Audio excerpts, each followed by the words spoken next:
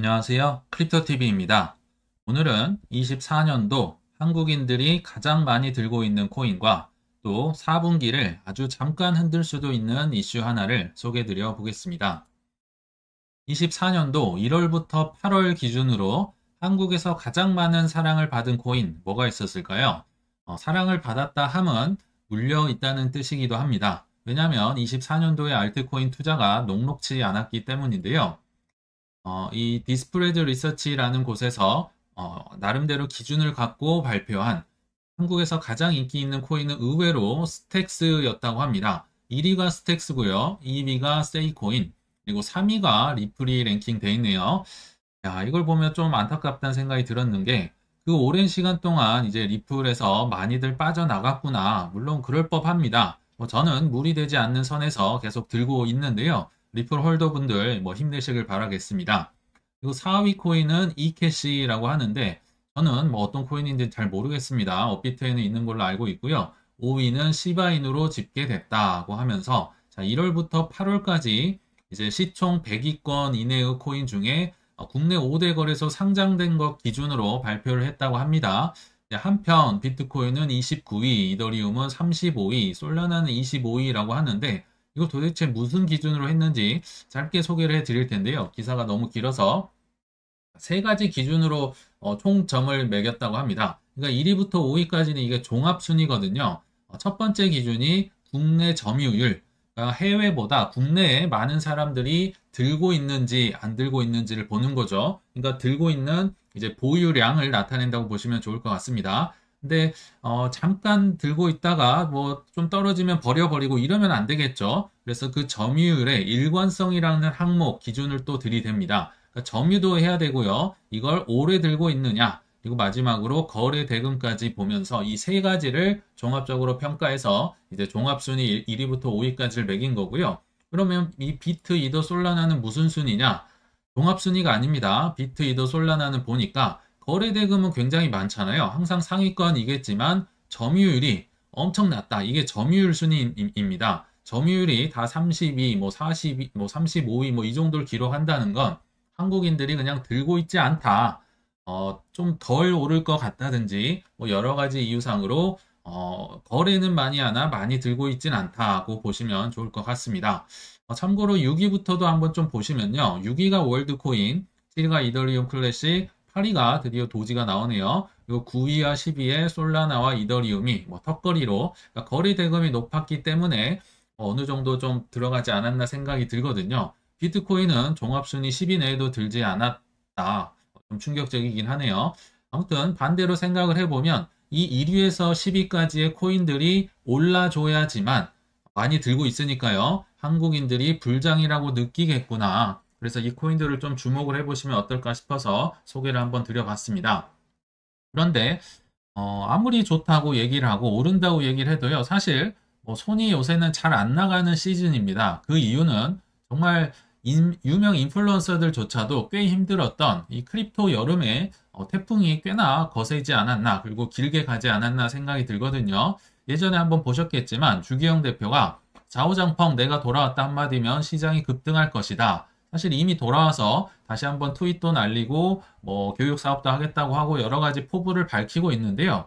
저는 주기영 대표의 이 트윗을 보면서 약간 가슴이 뭉클하고 조금 짠하다 이런 생각이 들었거든요. 왜 그런 생각이 들었냐면요. 이 정말 힘든 와중에서 거의 제가 볼 때 주기영 대표랑 몇몇 분들만 우리는 그래도 아직 강세장의 한복판에 있다. 강세장은 아직 끝나지 않았다 외쳤지. 대부분의 사람들은 부정적이고 말이 바뀌고 항상 이랬었거든요.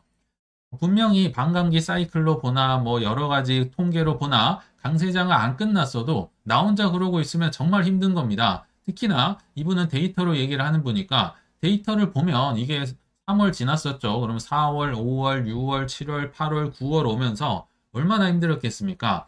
제가 볼 땐 나 너무 많이 힘들었다. 좌우장펑 돌아와서 너무 기쁘다. 이렇게 저는 받아들여졌거든요. 이런 걸 보면요. 누구나 유명 인플루언서든 돈이 많든 권위가 있든지 간에 멘토나 동역자의 도움들이 꼭 필요하지 않나 살아가는데 필요하다 이런 생각이 들었고요.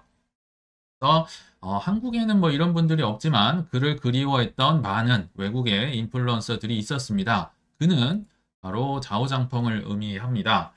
좌우장펑이 뭐 잘했다, 뭐 착하다, 뭐 이런 게 아닙니다.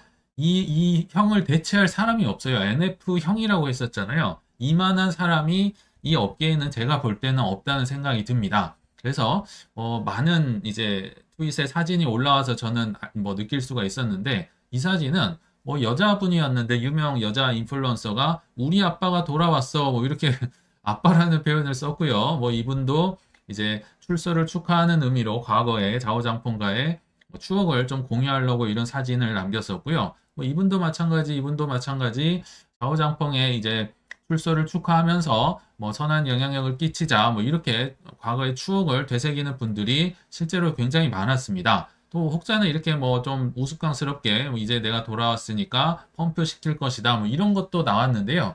조금 표정이 좀 우스꽝스럽게 나오긴 했었지만 저는 이런 걸 보면서 힘들 때 내 가족이나 집단이나 뭐 투자 그룹이나 뭐 다 마찬가지입니다. 힘들 때 조금 도움이 되는 사람이 되면 좋겠다 이런 생각이 들었거든요. 힘들 때요. 뭐 욕하고 뭐 그냥 떠나버리고 하다가 뭐 나중에 좋아지면 뭐 돌아오고 이런 게 아니라 좀 따뜻한 말로 하고 좀 주위에 선한 영향력을 서로 끼치면 어떨까? 물론 저희도 그렇지만 여러분들도 좀 이런 사람이 됐으면 좋겠다. 욕한다고 해서 상황이 달라지지 않거든요. 그래서 이건 뭐 지나가는 김에 한번 말씀을 드려봤습니다. 자, 6만 5천 불이 9월 30일 기준으로 조금 떨어지더라고요. 그러니까 또 이런 부정적인 기사들이 좀 나오지 않나 생각이 들거든요. 자, 9월 30일 오전 기준으로 6만 5천 불 반납하고 약간 주말에 기분 좋았던 게 김새는 느낌? 이러니까 또 이런 많은 부정적인 기사들이 또 빈도가 높아지더라고요. 비트코인 매더 리스크 비율 상승 추세 끝을 암시한다. 이 체크메이트가 누군지는 잘 모르겠지만 강세장 끝났다는 겁니다. 이런 게 좀만 해도 이렇게 나오는데 주기영 대표 같은 사람들이 정말 얼마나 힘들었을까요? 상승 추세가 끝나가고 있음을 가리키고 있다. 그렇다고 합니다. 9월 30일 1쿼터에서 3분기까지 해킹 피해액이 이미 지난해보다 많았다. 이제 뭐 해킹도 많았다. 뭐 여러 가지 이런 부정적인 기사들이 좀 쏟아지는 것 같아요. 뭐 조금만 떨어져도 뭐 난리가 나는 거죠. 아, 근데 제가 볼 때 4분기에 우리를 살짝 겁줄 수도 있는 리스크, 저는 좀 오해가 있다는 생각이 들어서 이걸 좀 소개를 해드려 보려고 합니다. 그 이슈가 바로 FTX의 상환 이슈인데요. 이거 호재 아니냐, 현금으로 뿌려주면 이제 FTX 채권자들이 현금으로 받겠죠. 그걸로 코인 사려고 하니까 좋은 거 아니냐, 이렇게 다들 뭐 알고 있고 뭐 맞는 얘기긴 합니다. 이게 이제 FTX 채권자들이 받을 수 있는 금액 16빌리언 달러니까 160억 달러입니다. 어마어마해요. 마운트 곡수랑 뭐 독일 정부가 던진 걸 합한 것보다 많은 돈을 FTX 고객들이 이제 받게 되겠죠. 그러니까 이거 호재 아니냐? 물론 호재는 맞는데요. 한번 가만히 생각을 해보시면 현금이 어디서 나올까 생각을 해보면 결국은 FTX의 자산을 팔아야겠죠. 대부분 뭐 코인들이기 때문에 코인을 매도하면서 이거 좀 떨어지는 거 아니냐 이런 우려가 있을 수 있다. 그리고 코인을 판다 하면 SEC가 좋아하겠죠. 그래서 SEC는 9월 2일자 기준으로 이거 상환을 하는 건 좋은데 이거 현금으로 꼭 줘야 돼. 코인으로 주면 안 된다. 스테이블 코인이나 암호화폐로 주면 반대한다. 왜냐하면 이걸 들고 있는 거 팔아서 뭐 가격을 떨어뜨리는 걸 뭐 좋아해서 그런지 모르겠지만 SEC는 현금 상환 방식을 뭐 FTX 거래소도 마찬가지겠죠. 서로 좋아하는 형국이다 생각이 드는데 그래서 9월 4일자로 이런 기사가 있었어요. 올해 4분기에 FTX 채권자들이 현금을 받게 될 경우 시장 변동성이 커진다. 이 말인즉슨 떨어질 수도 있다는 뭐 분석인 것 같습니다. 왜냐하면 파산한 거래소가 보유한 코인을 대부분 팔아야 160억 달러, 16빌리언 달러를 마련할 수 있을 테니까 그래서 변동성에 주의하세요 하는데 글쎄요. 팩트를 한번 체크를 해보면요. 자, 10월 7일을 기준으로 뭐 10월에 한번 11월, 12월 이렇게 청문회가 지금 계속 있거든요. 그래서 채권자 명단이 확정이 되면 이제 그 이후로 60일 이내 5만 불 이내의 이제 채권자들은 소액을 지급을 60일 이내로 받게 된다고 합니다. 그리고 좀 큰 돈을 가지고 있는 분들은 내년 1분기, 뭐 길게는 2분기까지 넘어갈 텐데 계획은 98%의 채권자들이 현금으로 수령을 할 계획이다라고 합니다. 코인으로 주면 좋겠죠. FTX 무너졌을 때 비트코인이 16,000달러였거든요. 지금 뭐 떨어졌다고 하는 게 64,000, 5,000달러니까 그래도 3배, 4배는 받을 수 있는데 아니 그거 말고 그냥 16,000달러만 이제 현금으로 9% 이자 쳐서 준다는 거니까 조금은 억울할 수가 있겠죠.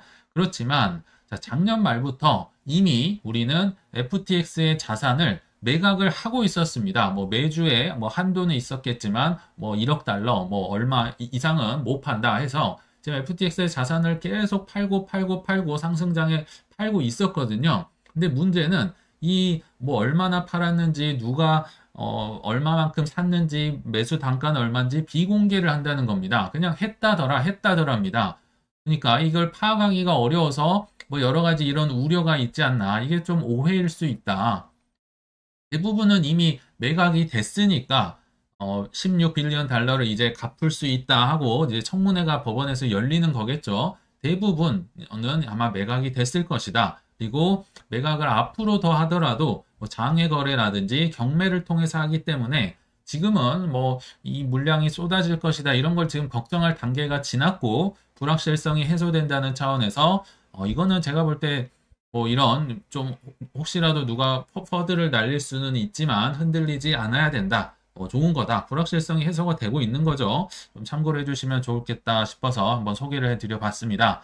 자, 이제 결론 마무리 지을 텐데요. 결국 여러 소음에도 이 4명이 비트코인을 10만 불까지 올려놓을 것이다. 크립토 로버라는 한 또 인플루언서가 글을 남겼네요. 이 4명 뿐일까요? 아직 미정이긴 하지만 금투세가 현재 지금 모두가 원하는 유해 방향 쪽으로 기울고 있죠. 그리고 중국의 시진핑이다. 뭐 심지어 미국의 해리스조차도 경기 부양과 인기를 위해서 지금은 유동성의 수도꼭지를 콸콸 틀어놓을 수밖에 없습니다.